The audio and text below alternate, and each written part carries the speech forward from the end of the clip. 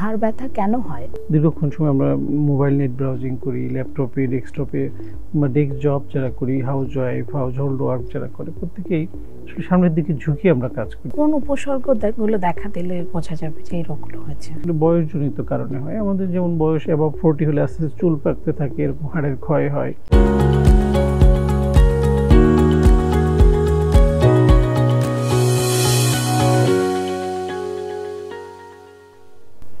দর্শক, JMI group presents TBS ভালো থাকুন আপনাদের স্বাগত জানাচ্ছি। আমি তাওসিয়া তাজনুর। আমাদের আজকে আলোচনার বিষয় ঘাড় ব্যথা হলে কি করবেন। এই বিষয়ে কথা বলতে আমাদের সঙ্গে আছেন doctor M Yasin Ali, chairman, Dhaka city physiotherapy হাসপাতাল। আমাদের অনুষ্ঠানে আপনাকে স্বাগতম। আপনাকে ধন্যবাদ। আজকে আমরা ঘাড় ব্যথা নিয়ে কথা বলছি। আপনি আমাদের একটু বলবেন যে ঘাড় ব্যথা কেন হয়? অনেক ধন্যবাদ। খুবই গুরুত্বপূর্ণ একটি টপিক। আসলে আমরা একটা গবেষণায় দেখতে পাচ্ছি জীবনে ঘাড় ব্যথায় ভোগেনি এরকম মানুষের সংখ্যা খুবই কম। শিশু থেকে বয়স বৃদ্ধ সবাই এই সমস্যায় ভুগে থাকেন এবং বর্তমান সময়ে আমরা যে কারণটা সবচেয়ে বেশি পাচ্ছি সেটা হলো আমাদের লাইফস্টাইল জনিত কারণ, যেটা আমরা বলি যে আমাদের দীর্ঘক্ষণ সময় আমরা মোবাইল নেট ব্রাউজিং করি, ল্যাপটপে, ডেস্কটপে বা ডেস্ক জব যারা করি, house wife, house hold work যারা করে, প্রত্যেকেই সামনের দিকে ঝুঁকে আমরা কাজ করি এবং দীর্ঘ সময় যদি ঝুঁকে কাজ করার ফলে আমাদের মাথার একটা ওজন আছে, সেই ওজনটা কিন্তু আমাদের ঘাড়ের যে মাংসপেশি, লিগামেন্ট, এগুলা ধরে রাখে, হোল্ড করে রাখে। যখন দেখা যায় আমরা দীর্ঘ সময় হোল্ড করে রাখতেছি, একটা সময় যেয়ে আর পাচ্ছে না, ফ্যাটিক হয়ে যায়, মূলত সেই সময় থেকেই পেইনটা শুরু হয়। তো প্রথম দিকে আমরা খুব বেশি গুরুত্ব দিই না, গ্রাজুয়ালি দেখা যায় পেইনটা আস্তে আস্তে বাড়তে থাকে।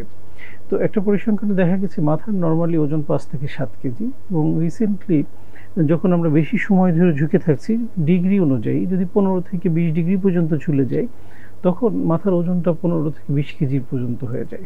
গ্র্যাভিটি তাকে পেছনে নিচের দিকে টানতে থাকে। সো এই যে অধিক ওজন, এটা ক্যারি করতে যে আমাদের মাসেলগুলো উইক হয়ে যায়, সেই কারণেই আসলে ঘাড় ব্যথাটা বেশি। এছাড়া কিছু ডিজেনারেটিভ ডিজিজ আছে, আমরা যেমন পাই বয়সের সাথে সাথে চুল পেকে যায়, হাড়ের ক্ষয় হতে থাকে, ঠিক তেমনই আমাদের সার্ভাইকাল স্পাইনের যে হাড়গুলো সেগুলো ক্ষয় হতে থাকে, তখন এটাকে আমরা সার্ভাইকাল স্পন্ডাইলোসিস বলি। এছাড়া দুই হাড়ের মাঝখানে আমাদের একটা জেলি লাইক সাবস্টেন্স থাকে, যেটাকে আমরা সার্ভাইকাল ডিস্ক বলি। সেই ডিস্কটা যদি কোনো কারণে সরে যায়, সেক্ষেত্রে ঘাড় ব্যথা হতে পারে। আবার অনেক সময় সার্ভাইকাল রিবস নামে একটা জিনিস আছে, যেটা এক্সট্রা একটা হাড় বৃদ্ধি পায়, যেটা সার্ভাইকাল রিবস আমাদের সাধারণত এক সাইডে হয়, আবার দুই সাইডেও হতে পারে। এটার কারণে ঘাড় ব্যথা হতে পারে। সার্ভাইকাল রিজনে আরও কিছু প্রবলেম নিয়ে আমাদের কাছে রোগী আসে, স্পাইন, টিবি, টিউমার, এই ধরনের অনেকগুলি কারণ আসলে রয়েছে। আপনি শুরুতেই যে কথাটা বললেন যে আমরা দীর্ঘক্ষণ মোবাইল ফোন দেখি বা যারা ডেস্কটপ করে, তাদের আসলে কি করা উচিত যাতে ঘাড় ব্যথাটা না হয়? রাইট, আসলে আমাদের পোস্টারটা মেনটেন করা উচিত। যেক্ষেত্রে আমরা বলি যে মনিটরটা যদি কাজ করেন, মনিটরটা একটু আই লেভেলে নিয়ে করবেন। চেয়ারের পজিশনটা যেমন হবে যেন আমরা খুব বেশি ঝুঁকে কাজটা না করতে হয়। ল্যাপটপ বা অন্যান্য মোবাইলের ক্ষেত্রে আমরা বলি যে যতটা সম্ভব একটু উঁচু করে নিয়ে কাজটা করা, এবং আধা ঘন্টা 40 মিনিট পর একটা ব্রেক নেওয়া। এই ব্রেকের মধ্যে একটু ঘাড়ের নর্মাল মুভমেন্টগুলো করা, যদি সম্ভব হয় সিম্পল কিছু এক্সারসাইজ আমরা বলি সেগুলো করা, তাহলে এটা অনেকাংশে প্রিভেন্ট করা যায়। আর আসলে সৃষ্টিকর্তা প্রদত্ত আমাদের যে জিনিসটা, আমাদের বেশিরভাগ কাজই কিন্তু সামনের দিকে ঝোঁকা, পিছনে কোনো কাজ নেই। একমাত্র নামাজে, রুকুতে এবং সেজদা থেকে ফেরা ছাড়া পিছনে আমাদের কোনো মুভমেন্ট নেই। সো ব্যাক মাসেলগুলো আমাদের উইক থাকে, ঘাড়ের পিছনে মাংসপেশি উইক থাকে। এই জন্য কিছু সিম্পল এক্সারসাইজ আমরা প্রেসক্রাইব করি বা প্রিভেনশনের জন্য শিখিয়ে দিই রোগীদেরকে, কিংবা একটা সুস্থ স্বাভাবিক মানুষও করতে পারে যাতে তার এই জিনিসটা প্রিভেন্ট করতে পারে।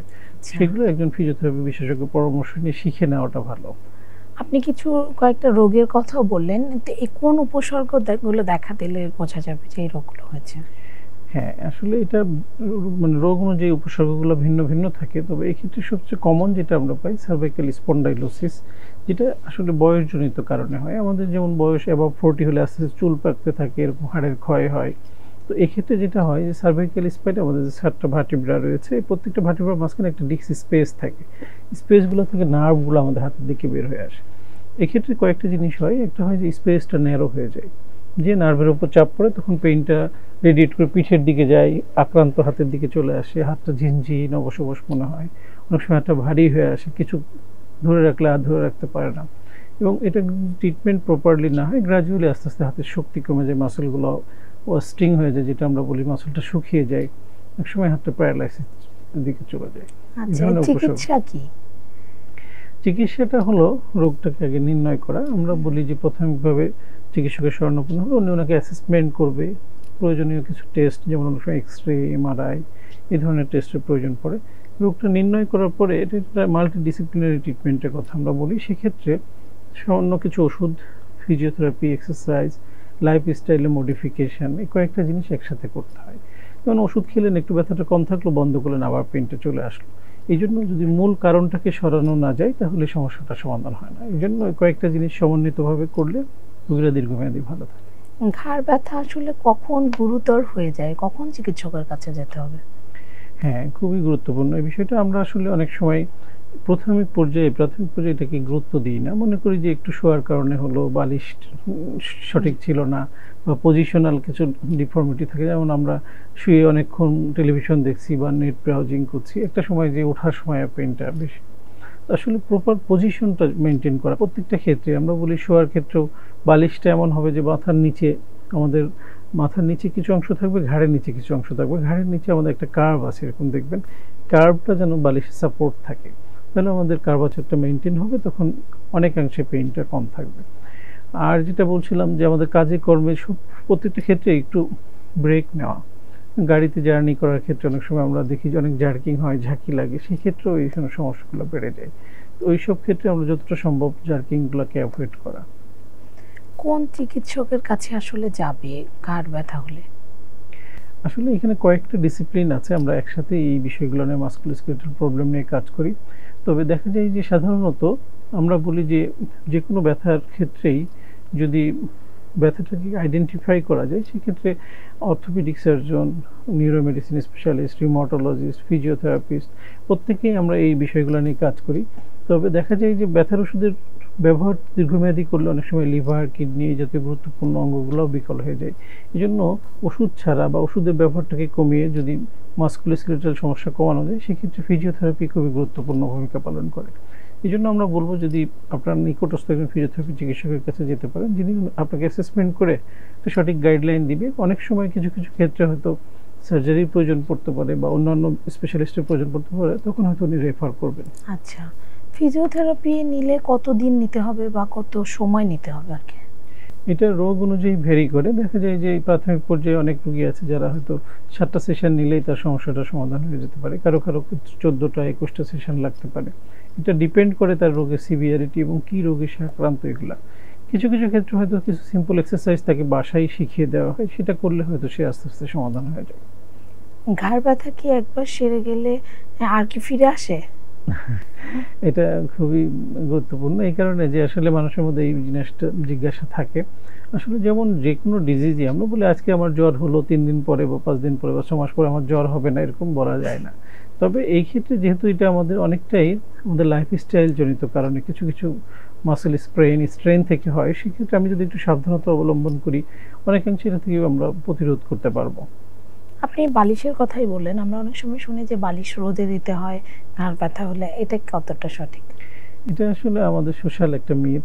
আসলে বিজ্ঞানসম্মতভাবে এই ধরনের কোনো ট্রিটমেন্ট নেই। তবে এটা জিনিসটা এরকম যে অনেক সময় যে গরম বা উষ্ণ যে ভাবটা, এটা আমাদের ব্যথা কমাতে সাহায্য করে, আমাদের মাসেলগুলোকে একটু রিল্যাক্স করতে সাহায্য করে। কিন্তু ওইটা কতটুকু কার্যকর হয়, কারণ গরমটা আমরা যখন ট্রিটমেন্ট পারপাসে ইউজ করি তখন এক ধরনের আমরা ইনফ্রারেড রেডিয়েশন বা মাইক্রোওয়েভ ডায়াথার্মির মাধ্যমে দিই যে মাসেলগুলোকে রিল্যাক্স হয়।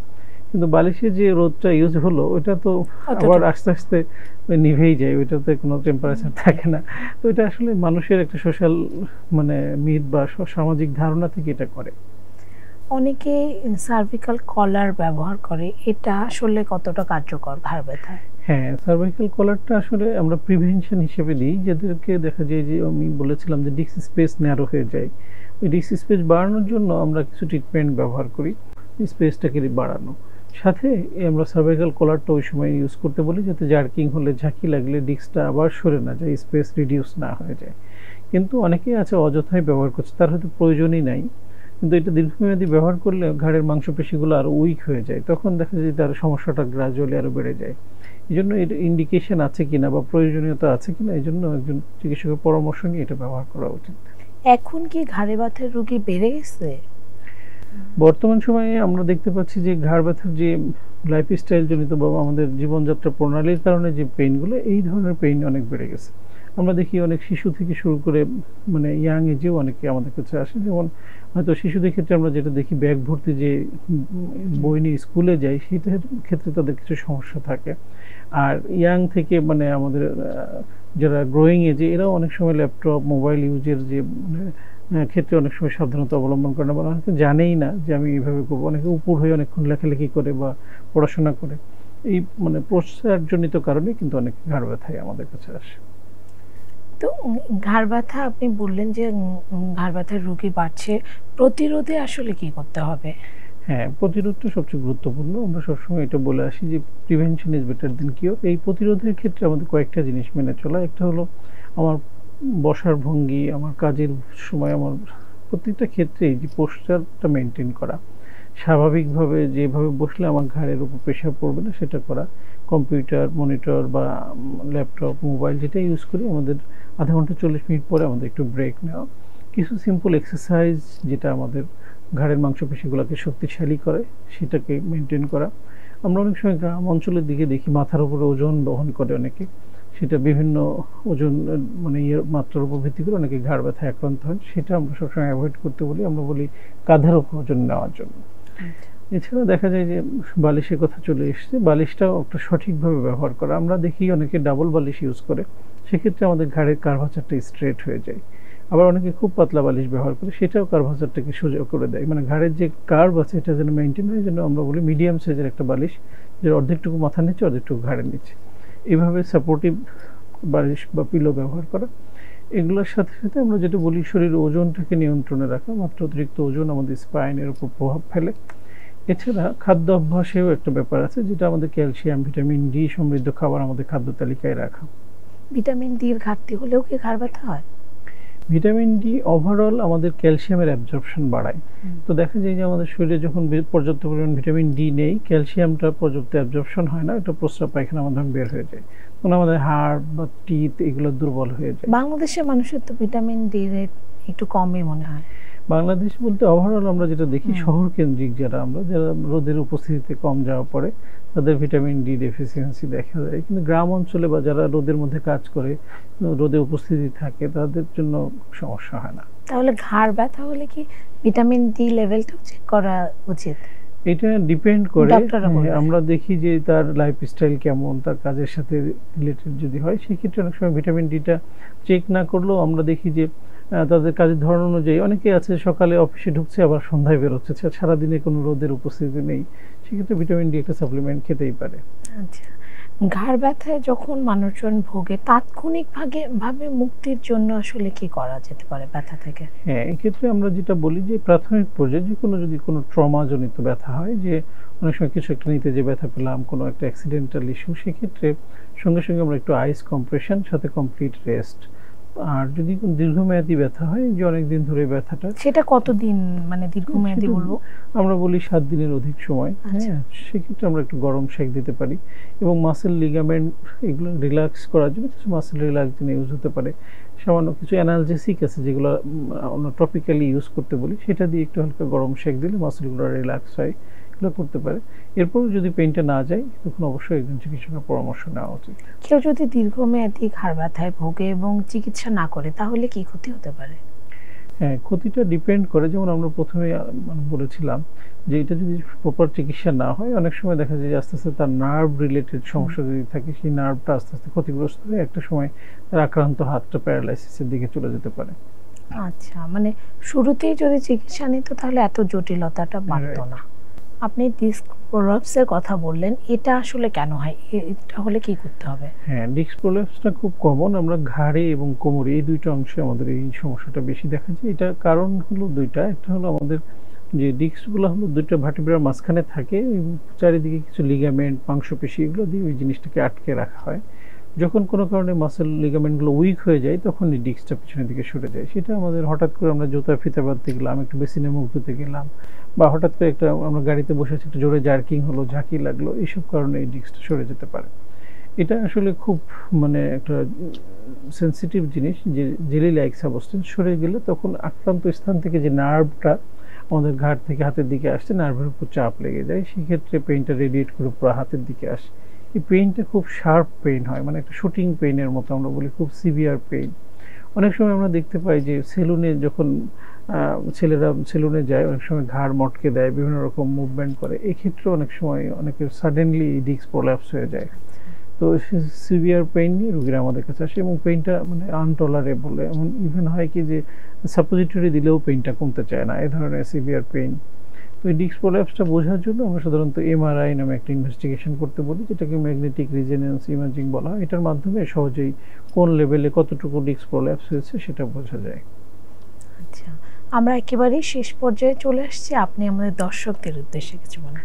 হ্যাঁ, আসলে ধন্যবাদ। আপনাদের এই প্রোগ্রামটা আশা করি দর্শকদের অনেক উপকারে আসবে, এবং দর্শকদেরকে যেটা বলবো যে পেইন বা এই ধরনের সমস্যায় যারা ভুগছেন, অনেক সময় আমরা দেরি না করে বা ফার্মেসি থেকে অনেক সময় ওষুধ নিয়ে খেতে থাকি, যার ফলে দেখা যায় একটা সময় লিভার, কিডনি জাতীয় গুরুত্বপূর্ণ অঙ্গগুলোও বিকল হয়ে যায়। আসলে যথাযথ কারণটাকে নির্ণয় করার জন্য দেরি না করে একজন চিকিৎসকের কাছে যাব, যে কি কারণে তার পেইনটা হচ্ছে সেই কারণটাকে রিমুভ করতে হবে। ব্যথানাশক ওষুধ কিন্তু কোনো চিকিৎসা না, এটা একটা উপসর্গকে কমিয়ে রাখে। এই জন্য বলবো যারা এই ধরনের সমস্যায় ভুগছেন, দেরি না করে একজন চিকিৎসকের শরণাপন্ন হবেন এবং সমস্যাটাকে আইডেন্টিফাই করে এটাকে সমাধান করবেন। আমাদেরকে সময় দেওয়ার জন্য আপনাকে ধন্যবাদ। আপনাকে ধন্যবাদ। এই ছিল জেএমআই গ্রুপ প্রেজেন্টস টিবিএস ভালো থাকুন। আমাদের সঙ্গে থাকার জন্য ধন্যবাদ।